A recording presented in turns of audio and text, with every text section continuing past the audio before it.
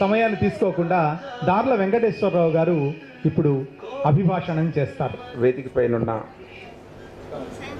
రచయిత శ్రీ సింగళూరి హరినాథ్ గారికి, ఇతర సాహితీవేత్తలకు నా నమస్కారం. వేదిక ముందు మహానుభావులైనటువంటి రచయితలు, కవులు, కవయిత్రులు ఉన్నారు. అందరికీ నమస్కారం తెలియజేస్తున్నాను. ఈ పుస్తకాన్ని కస్తూరి విజయం ప్రచురణగా ప్రచురించారు. ఇది తెలుగు వెలుగుకు సంబంధించిన పుస్తకం. ఇప్పుడే దీని సమీక్ష చెప్పారు, మరలా సమీక్ష చేయడం కాదు.